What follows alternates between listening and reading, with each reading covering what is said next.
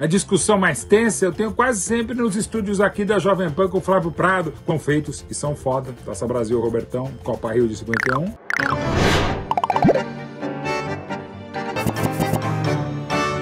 Os maiores times que eu vi na vida, de 72 para cá, foram o Barcelona do Pepe Guardiola e do Messi, de 2008 a 2012. No Brasil, o maior time que eu vi na vida foi o Flamengo, o campeão do Rio, da América e do mundo em 81 e ainda campeão brasileiro em 82 contra o Grêmio. E o maior time que eu vi neste século, no Brasil, foi o Flamengo do segundo semestre de 2019, do Jorge Jesus, campeão brasileiro e campeão da América. Eu gosto demais da figura dele, marrenta, embora eu seja muito longe disso. Acho que quem se acha se perde. Mas é uma figuraça o Ibra, né? E como tá jogando ainda com 39 anos no Milan. Mas talvez seja o Raul Gonçalves, o Raul Madrid. Mas o cara era o maior artilheiro da história da Champions até ser superado pelo Messi e pelo Cristiano. Um grande time superestimado, a grande Inter do Heleno Herrera, bicampeã da Europa em 64-65. Era um time feio, o auge do Catenaccio, tinha ótimos jogadores como o brasileiro Jair da Costa, o Mazzola, mas talvez não merecesse tudo isso e ainda ser vice-campeão da Europa como foi em 67 pro Celtic. Mas eu tô falando bem dos caras que eu superestimo.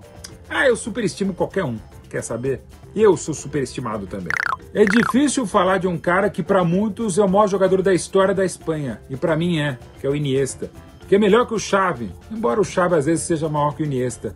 Mas ele é tão discreto, tão brilhante, como foi pelo Barça e como foi pelo título mundial da Espanha em 2010 do Soccer City, que eu vou dizer que mesmo tão encantado e encantador, eu ainda acho que o Iniesta merecia mais aplausos, porque jogava em todas, jogava com todos e jogava muito bem. Equipes subestimadas, a Itália de 82 é a equipe campeã do mundo, tricampeã, que era a base daquela grande Itália de 78, que merecia até ganhar a Copa de 78 mais do que a de 82.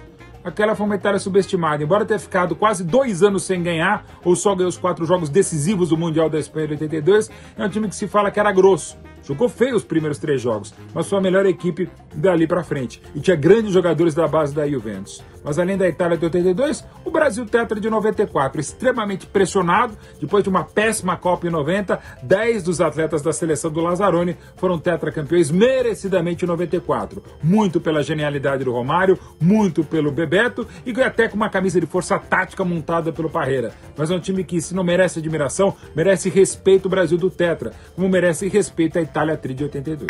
O jogo que mais me irritou na vida, Palmeiras 0, Corinthians 1, gol do Cristóvão Borges, primeiro jogo da semifinal do Paulista de 86.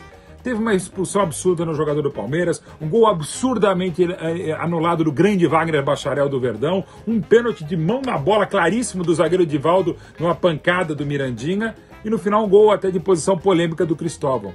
Tanto é que quando o Palmeiras devolveu e ganhou por 3-0 com prorrogação e tudo, e foi para a final de 86, a torcida do Palmeiras no intervalo do jogo para a prorrogação berrava justiça, justiça, porque havia sido feita a justiça depois de uma arbitragem pavorosa do Ulisses Tavares.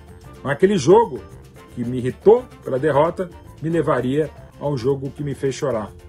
Mas essa é uma outra resposta. 3 de setembro de 86, Palmeiras 1, Internacional de Limeira 2 em pleno Morumbi, depois de 2 jogos decisivos e depois do Palmeiras despachar o Corinthians na semifinal. Então, a maior fila da história do Palmeiras, que só seria quebrada no dia da paixão palmeirense em 12 de junho de 93. Eu chorei muito naquele dia, mas eu mais me irritei com a passividade da torcida do Palmeiras, que ali na arquibancada do Morumbi não gritava. A não ser eu num pedacinho de espaço, e quase que eu saia chorando de apanhar da própria torcida do Palmeiras, que estava irritado com um cara que berrava: vamos, gente, se ele não ganhar da Inter de Limeira no Morumbi, a gente vai ficar 300 anos na fila. E eu quase apanhei, e merecidamente.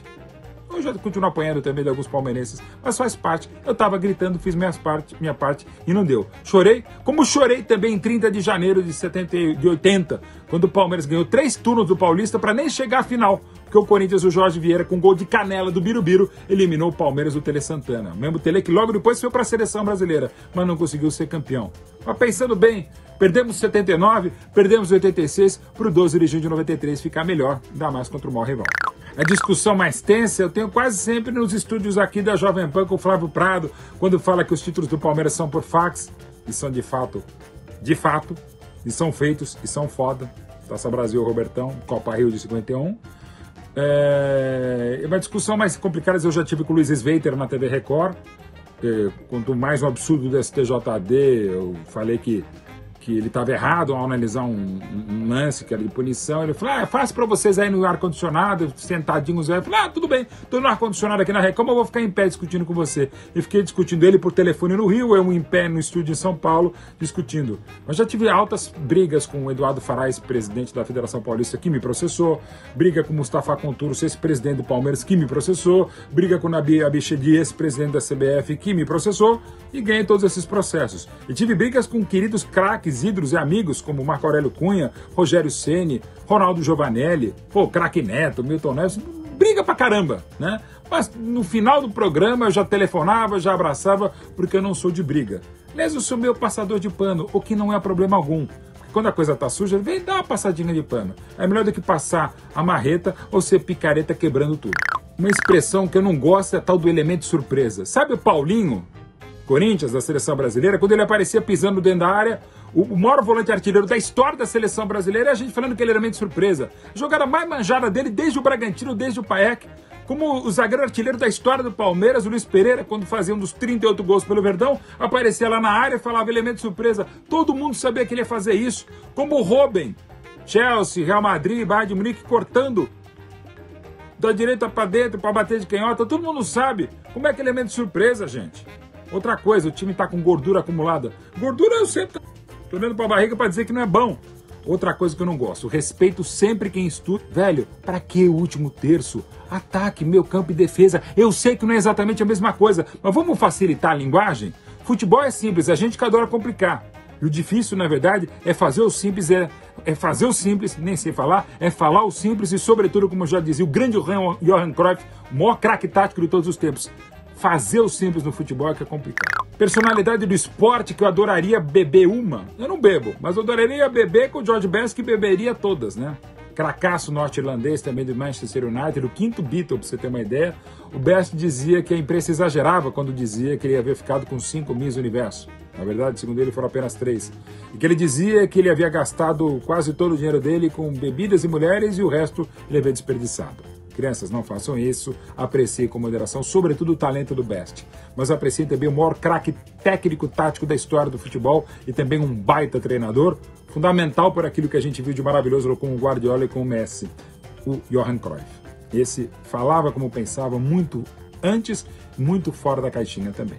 A pergunta que eu gostaria de fazer, nunca pude, não poderei fazer, era para Diego Armando Maradona, que em 22 de junho de 86 no Azteca, fez o gol de La Mano de Dios, além do barrilete cósmico, o gol mais lindo da história das Copas. Mas um pouquinho antes ele fez, com a La Mano de Dios, o lance que todo mundo viu, menos o árbitro da Tunísia. Mas aquele lance eu gostaria de perguntar para o Maradona, porque 103 segundos antes dele, Maradona, meter a mão na bola, numa disputa de bola no meu campo, contra o zagueiro inglês Fenwick, o Maradona subiu de cabeça, o que é difícil para quem tem aquela baixitude. O Maradona subiu de cabeça e o Fenwick meteu o braço direito igualzinho aquilo que o Maradona faria 103 segundos depois. Eu gostaria de perguntar para o Maradona se o que ele faria 103 segundos depois foi o que havia acontecido ainda no campo de defesa da Argentina 103 segundos antes com o lance do Fenwick. Se aquela sacada do Fenwick de levantar o braço, que o juiz não marcou falta, nem de falta dele, que foi, e nem mão na bola que ele acabou não atingindo o zagueiro inglês, se esse lance do Fenwick não levou o Maradona a repetir a cena e dar certo 103 segundos depois. Em todos os sentidos eu queria ter vivido e não só nascido nos anos 60. Na música, sobretudo, no cinema e nas artes um pouco mais ou um pouco menos, mas no futebol sim, ainda mais no brasileiro, na era de ouro do futebol tricampeão mundial de 58 a 70. E não só porque o meu time ia muito bem, o Palmeiras, mas também o Santos, o Cruzeiro de 66, o Botafogo maravilhoso da primeira metade, o bicampeão de 67 e 68 do Rio de Janeiro. Eu queria muito ter vivido os anos 60. Então eu não vou citar um ano só, mas de 1960 para cá, sem dúvida. E principalmente a partir de 10 de janeiro de 60, quando o Palmeiras venceu o Santos de virada por 2-1 e foi super campeão paulista, de 59. Já dizia o genial Nelson Rodrigues, envelheçam, meus jovens. Não precisa envelhecer como ele exatamente, mas tentar ser genial como ele e, sobretudo, respeitar. O que falta no mundo não é amor. É fácil amar o Palmeiras, apesar do Palmeiras às vezes, a minha mulher de olhos e coração verde, meus filhos enteados, amar pizza, amar um beijo de avó, amar uma criança. Difícil às vezes respeitar o contrário, o contraditório, sem sair bloqueando todo mundo. Então vamos respeitar mais. E respeitar significa resgatar a história ou minimamente conhecê-la. Porque hoje você torce para um time, não porque esse time começou quando você nasceu. Porque tem toda uma história passada de pai, avô, bisavô, ou você ganhou uma camisa, ou essa camisa te conquistou um grande ídolo e tal. Então vamos conhecer a história dessa camisa, vamos conhecer a história de quem a veste, né? E não como segunda ou primeira pele, como única pele. Então vamos conhecer a história. Uma frase odiosa de muita gente, inclusive de gerações anteriores à minha, é essa de que quem vive de passado é museu. Eu, até como um dos curadores do Museu Pelé, curador do Museu da Seleção Brasileira, quero dizer, não só porque é meu ofício que eu sou apaixonado, mas é a minha paixão que é contar a história, resgatar e resguardar essa história. Quem vive de passado é quem tem história. E quem tem história, torce por essa história. Não é só o presente, até porque o presente daqui a pouco já vai ser história se a gente a respeitar, se a gente a resguardar. A única posição que você tem que diferenciar entre eras é a de goleiro. Porque a trave é a mesma às vezes no final do século XIX, os 2,44 por 7,32. Agora, o que aumentou o goleiro, que ele é mais forte, que ele é mais veloz, que ele é mais alto, que é mais resistente, que é mais tudo, e tem preparação de goleiro só dos últimos 50 anos para cá e melhor nos últimos 40 anos. Então, da nova era, para mim, o maior de todos os tempos é o Buffon. E o Neuer um pouquinho abaixo. Da velha era, ou da velha e maravilhosa guarda, e que guarda os anjos guardiões, eu fico com Gilmar, dos Santos Neves, goleiro tetracampeão mundial, Dino Zoff, o maior europeu, e quem mais? Lev Yashin, vai. E dos brasileiros dessa nova era? Tafarel. Maiores defensores, vou tentar montar uma linha de defesa. Grande capita de 70, Carlos Alberto Torres pela lateral e também como zagueiro. Maravilhoso e maior Beckenbauer de todos os tempos, Franz Beckenbauer, que era meia, que era volante, que era zagueiro, que era líbero, grande Beckenbauer. Franco Baresi, maravilhoso zagueiro do Milan da Squadra Azzurra. Para fechar essa defesa, Paul Breitner, maravilhoso lateral esquerdo e também meio campista do Bayern, do Real Madrid e da seleção alemã de 74.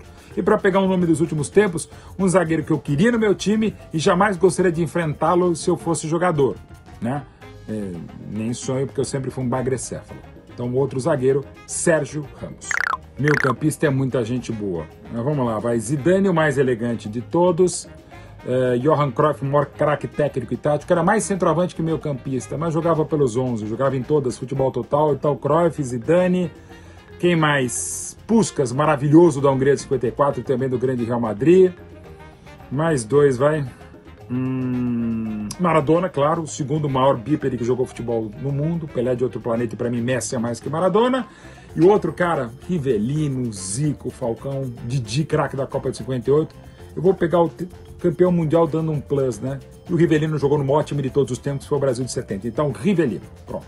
Garrincha é de outro planeta e outro esporte, mas tem que estar, até por aquilo que ele fez na Copa de 62. Di Stefano, La Saeta Rubia, do grande Real Madrid, pentacampeão da Europa, genial, né? E até um inventor tático, o Idacuti havia feito antes, mas fez melhor o Di Stefano. Então, Garrincha, Di Stefano, CR7, números absurdos, o maior atleta que já jogou futebol. CR7 é tão genial que às vezes ele consegue ganhar o prêmio Lionel Messi, de maior jogador do mundo da FIFA.